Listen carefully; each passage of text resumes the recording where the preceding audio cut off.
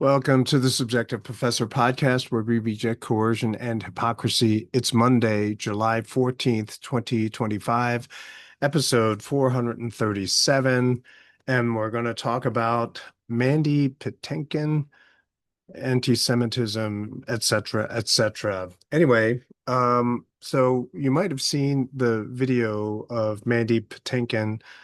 It's a short video of a longer interview he had, and he was asked about um, Gaza. And so he was sitting on a couch, I assume, with his son, his wife, who's a little older than him, and he himself. You might know Mandy from Princess Bride. He was Inigo Montoya, where, he says that famous line where he says, "You killed my father, prepare to die."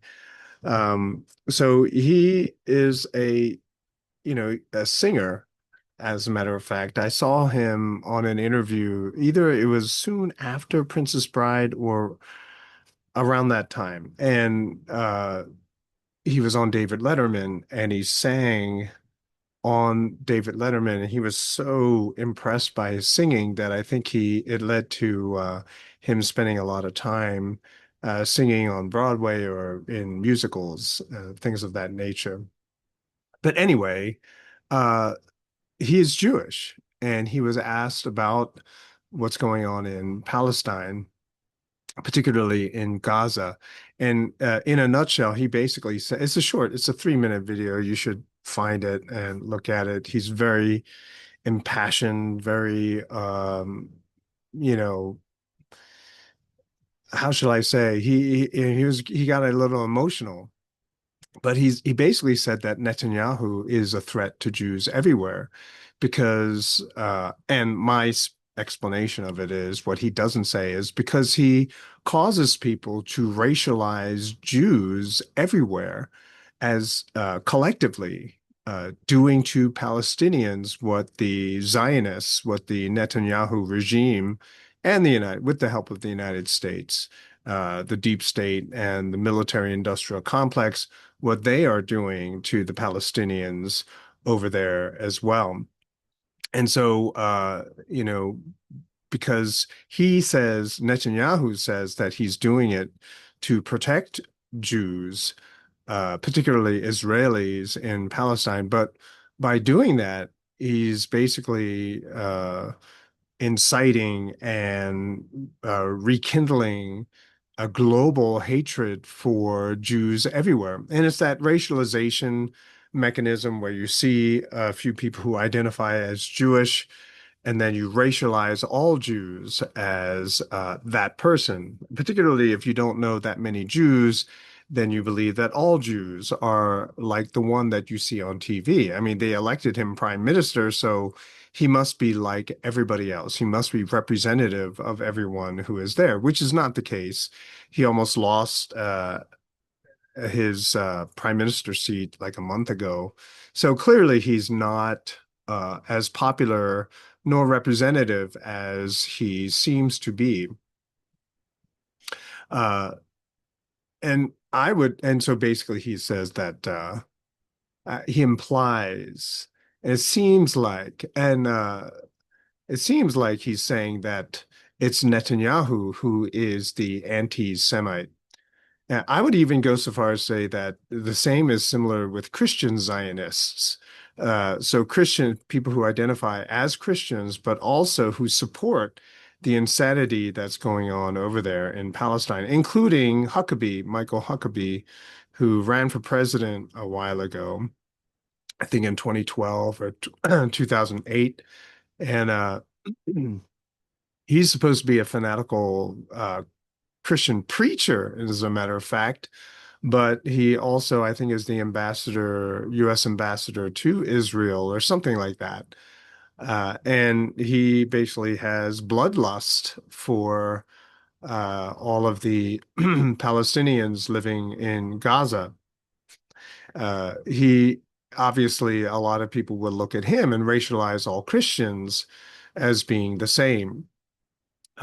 Basically Christians who have a bad understanding of scripture and who seem to want to have an outlet for their desire to see death and destruction.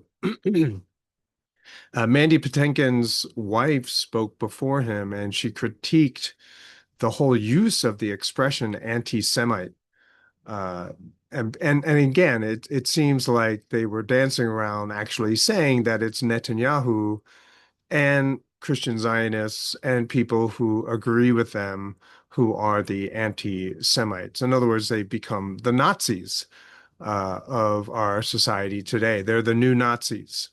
I've always said in class that the new Nazis, when the next round of Nazis appear, they will look different because it's a form of socialism, Nazism or uh, Nationalsozialistische uh, Deutsche Arbeiterspartei, right? That's what it is in German. So I have an episode on this way back. But Nazi basically is the abbreviation for national in German. They didn't want to say that whole thing, so they just say Nazi. So basically, they're socialists. So socialism, whatever cloak, whatever dress, whatever jacket they want to put on, well, that's the appearance of the new Nazi. Whatever virtue signaling they are going to try to ram down everyone else's throat. Oh, we have to do this because it's the moral thing, it's the virtuous thing. So everyone must do it. And if you don't agree, well, then we're going to kill you. And so this is how Nazism will basically appear. And if you look all around you, Nazis are everywhere, right? They're the people who forced you to stay in your home for a couple of years. They're the ones who forced everyone to get jabs. They're the ones who uh, allowed Antifa and Black Lives Matter run roughshod over everyone else's rights. They're the people who take advantage of their immunity, sovereign immunity, or partial, what do you call that? The police have it, qualified immunity, right? These are the people who are potentially or have crossed the line and become Nazis. Um, right. So, so basically, you have this kind of situation. It is a very interesting uh, little short clip that I thought Judge Napolitano had shared it. That's how I saw it first. And then the next day I saw it popping up everywhere. And maybe you didn't see it. Maybe it's an algorithm that, decided that I would like to see it several times today. But anyway, um, so it's a serious problem that we're witnessing. The one thing I do want to point out, which kind of irked me a little bit, I mean, it's minor compared to what he was saying in general, but there's a danger as well where he identifies Netanyahu as right wing. And, a lot of people do this only because everyone else uses the same language. But this whole left-right paradigm, it's very weak, it's misleading, and it is almost as bad as, racialization of anti-Semitism or Nazis. It's too broad, it's too vague as well. Especially when you look in the United States, the left and right, uh, the Democrat left and the Republican right, these are all authoritarians. And so if you were to look at a four quadrant, uh, diagram instead of just left and right, a two quadrant diagram, right? So if you're either on the left or the right, but the division between left and right? They're the authoritarian left and right. And the bottom side, two squares that are below them, would be the freedom-loving left and right. So there would be at least four quadrants. And so the authoritarians are mostly the people that you see today, the Netanyahus, the Trumps, the Bidens, the Harrises, the Newscombs, right? They are the ones that are authoritarians, and they are either on the left side or the right side. But people who are more freedom leaning, well, they lean right or left. In other words, their personal morality leans left or right. However, they do not want to control other people's lives. Let people do what they want. Let them screw up their lives if they want. Just leave the rest of us alone, right? I just want to make that little notation. Also want to note, and for the record, to put in the titles, I'm trying to have my titles of the episodes more detailed so I can go back and see if I had talked about something and if I did, when I did. But silver touched $39.21 early today, which is pretty crazy considering a few years ago, I think it was in the beginning of the lockdown. So 2019, we were looking at $12 silver, I think, and now it's 39.21. I think it's closed today at 38.50 or something, somewhere around there. But the fact that it crossed 39 is probably sending alarm bells all over the world. Gold has paused and is going sideways, and people say that it's allowing other commodities to catch up. Bitcoin is touched over 120,000, which is interesting.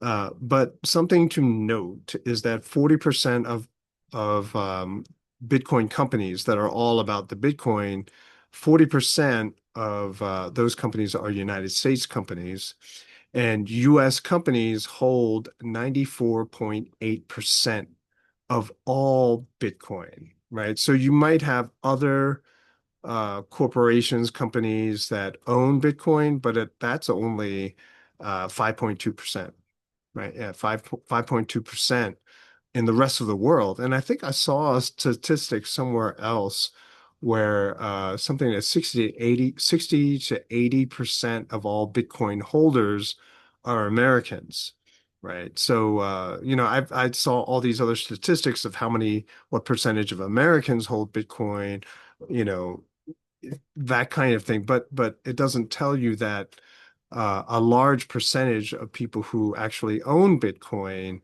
are in fact Americans. And so in terms of global trading, I don't know how effective Bitcoin can be in that regard. And a lot of people want to say that it's better than gold, but I think universal ownership might be another sticking point with the adoption of Bitcoin as the next currency. But whatever you want, whatever subjectivity you hold, whether it's precious metals or Bitcoin or CBDCs or whatever, the dollar is in decline. And anything Trump is doing is probably making it worse. But you should probably figure out what you need to do to prepare for the big crash that probably has already started. Okay. And finally, I want to talk about a trash strike. So the city where I don't live, but unfortunately one of my old students live, they had a trash strike. And thankfully it only lasted 7 days or something like that. It didn't last that long. And so one of my former eighth grader students asked me a question like what I thought my thoughts on the trash strike. And if you recall, I did a strike episode on the Graduate Student Association at the university where I used to teach. And I wanted all of my students to know exactly what was going on so that they knew how to make a choice, the proper choice.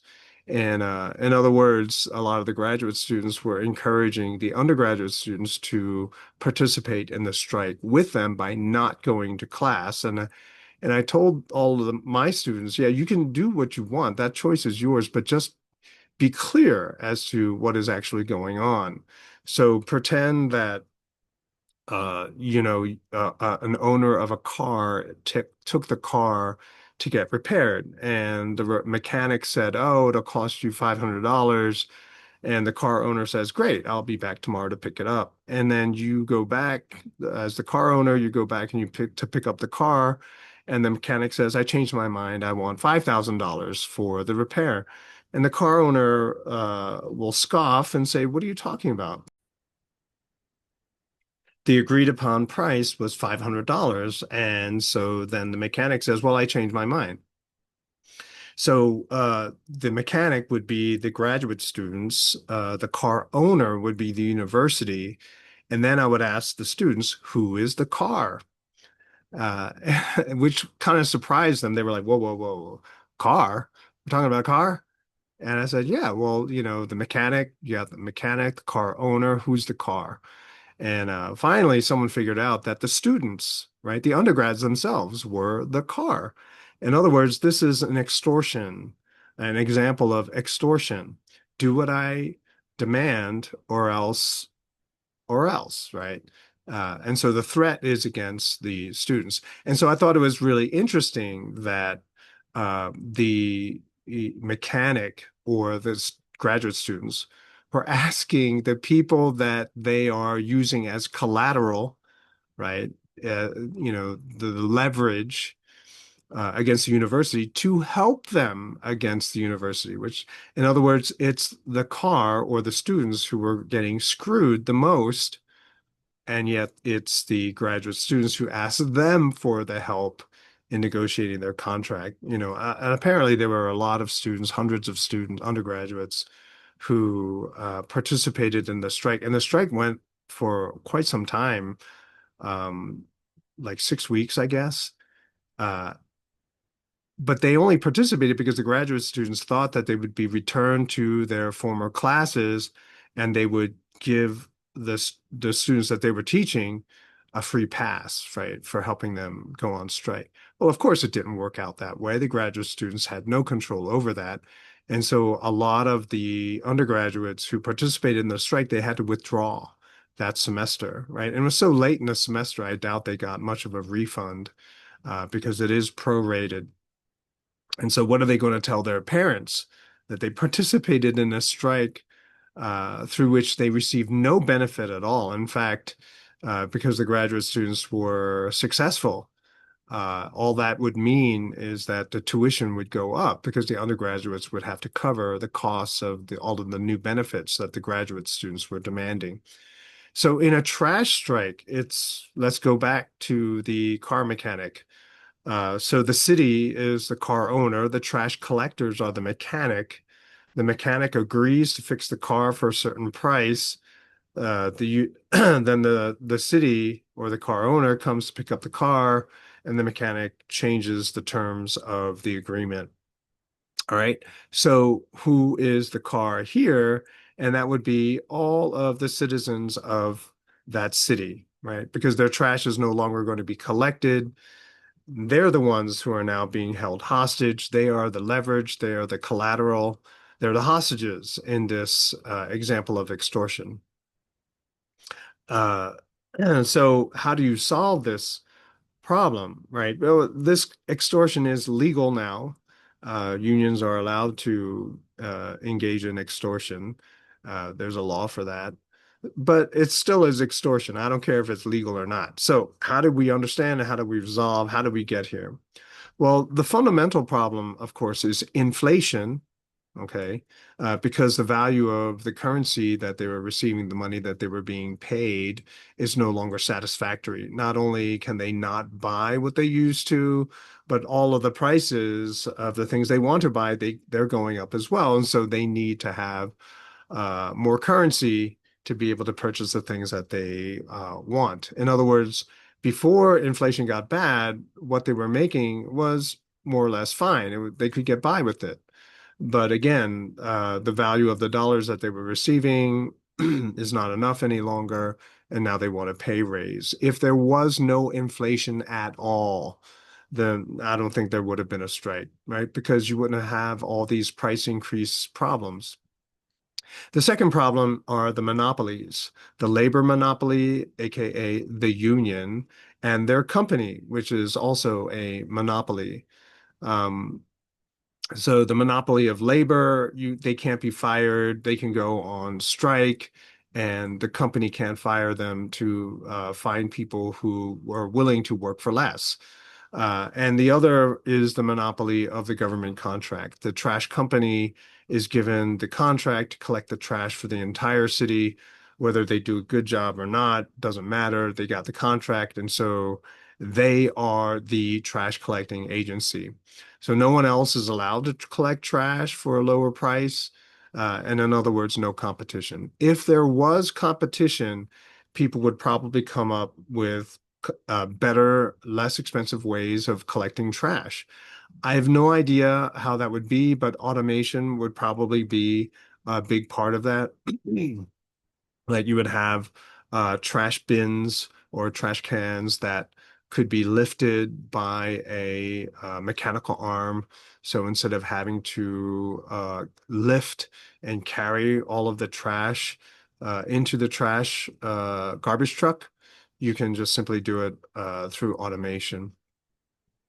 The third aspect of the problem would be all of the other benefits that are offered through the trash company. In the United States, unfortunately, a lot of these benefits, like health benefits, health insurance, are tied to their job. They're tied to people's jobs.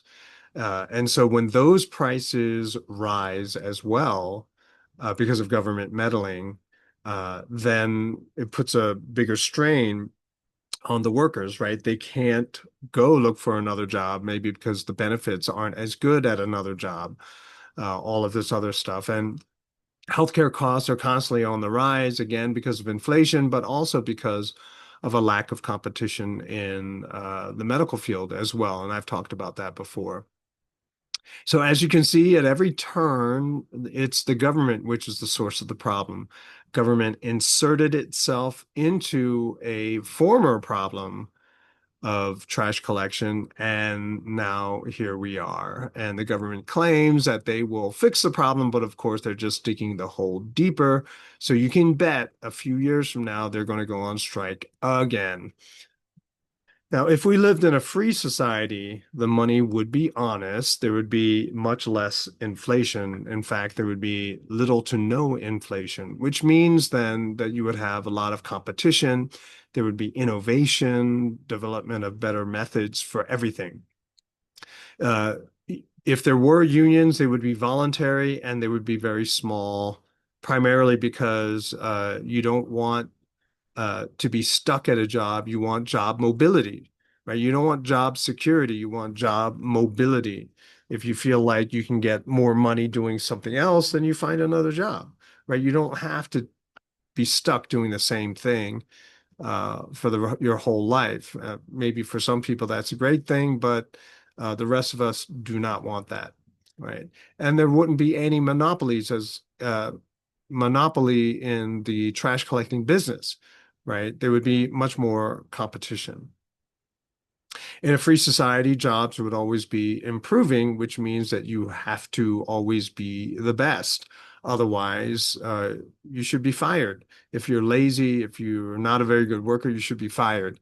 And that should be a lesson to you that you should always bring your A game when you show up to work. People are paying you to work. And if you think that you're not being paid enough, then play the field. See if you can get another job that pays better, right? And in a society where the money is honest, most of the commodity prices, most of the prices of the goods that you want to buy are going down. And so people would always be happy with the salary that they are receiving, unless they want a better quality of life, then they have to look for a better job, maybe stay in school, study harder. In a free society, war would be rare because most people wouldn't care, right? I mean, most citizens, bringing all of these topics together, most of the citizens would not want to go fight in a war. That's why they wouldn't care. Where would you get the soldiers? Where would you get the money to pay the soldiers, buy the weapons, et cetera, et cetera? And so right now, no one pays, which is why the US government borrows money. And at this rate, we'll be borrowing from ourselves. Yes, try to make sense of that. We borrowed from China, and then we turn around and we threaten China. We buy uranium from Russia, and then we pretend to tariff anyone who trades with Russia. It really is. The more you understand the world, the more everything Trump says, what Biden says, what Obama said, what Bush said is a joke. It's a clown show. And all of these stories would be front and center. You would not have a president saying, oh, you can't talk about that anymore, or him ordering news agencies or intelligence agencies to silence people who are talking about this stuff, right? And we would imprison politicians like Netanyahu for war crimes. And so that way we can shut them up, right? And go back to enjoying life in the way that we desire. In other words, the fact that he's running around still making speeches and glad handing people when the rest of the world wants to arrest him and throw him in jail.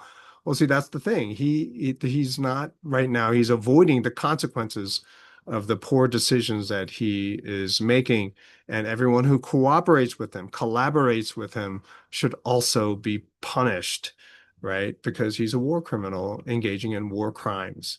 And the more uh, loudly, publicly, bombastically we can have these people punished, right? The more that everyone will learn what is actually a good thing and what is a bad thing, right? We wouldn't have to fight about it anymore. The Justice Department would just show us every single day of our lives. That's it for this episode. I will talk to you next time.